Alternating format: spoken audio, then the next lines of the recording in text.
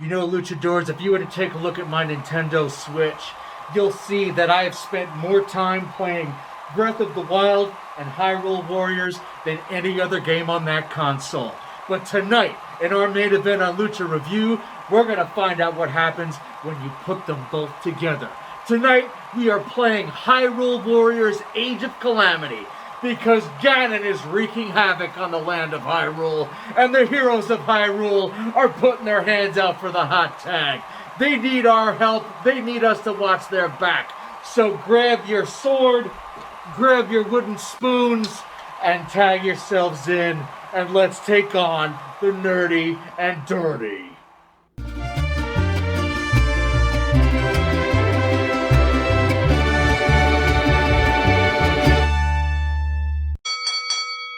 Age of Calamity is a prequel to Breath of the Wild. It's also a Warriors title by Koei Tecmo, so most of the game is played on the battlefield. Expect more than that, and I think you were a fucking idiot normally, but this is not your normal Warriors title. The original Hyrule Warriors was simple. Fight, buy shit, fight more, buy more shit. Age of Calamity takes a step away from that, and gives you plenty to do between battles. At times, it reminded me of the Super Nintendo classic ActRaiser, as it opens the map of Hyrule after each victory, and gives you options to cultivate the land and enhance your characters before you go back into battle. Just like in Breath of the Wild, the organic materials you accumulate in your travels can be used for such things. In addition, you're allowed to use 5 amiibo per day if you got them. As towns and stables develop, they can give you a break from the fighting, and just sell you whatever foods or precious stones that you might need to develop other areas. It's quite the ecosystem, and I found myself spending equal amounts of time between fighting and cultivation. Of course, it is a Warriors game, so it's got the fast-paced action that Warriors games are known for, but it's also got a few tie-ins to Breath of the Wild, like the Sheikah Slate, with some of its powers at your command.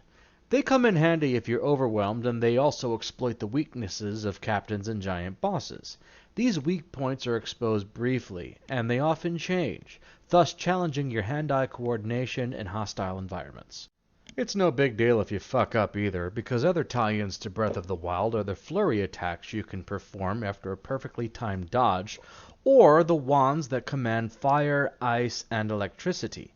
Also, it wouldn't be a Warriors game without special attacks that build up while you're kicking ass, so between these, the wands, and the Sheikah powers, you'll have 4 different ways to wear down the stronger opponents.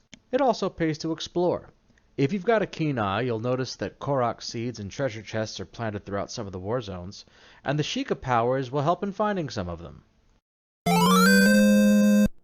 Perhaps there's no better tie-in to Breath of the Wild than the story itself, and Age of Calamity takes place 100 years prior.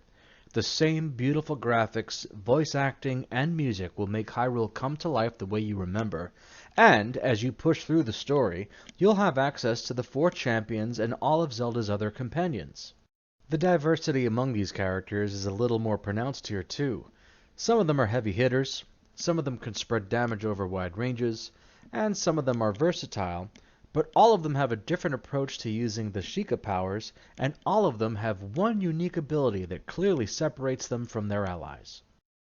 Oh, and you won't just be playing as Zelda and her friends. Lest we not forget that the 4 champions operate Hyrule's divine beasts, and in Age of Calamity, they're playable. Normally, I fucking hate vehicle quests, so I guess it's a good thing that these divine beasts don't feel like vehicles. They feel more like kaiju, as they romp and stomp through everything you see, and despite how simple their missions are, they are very fun to play.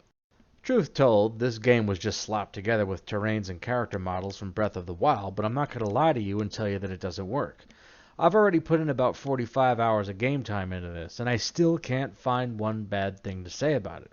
There's barely even a grind. With everything this game offers to keep you occupied, the only time you really ever go back to replay a mission is if you wanted to find those missing Korok seeds.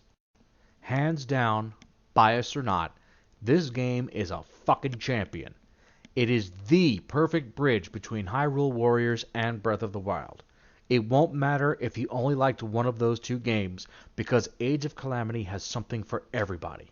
If you didn't like either of those games, well then, thanks for watching, I guess. But if you happen to like both predecessors like I do, this bridge between them is heaven, and it will keep you thoroughly entertained until the next Breath of the Wild is out.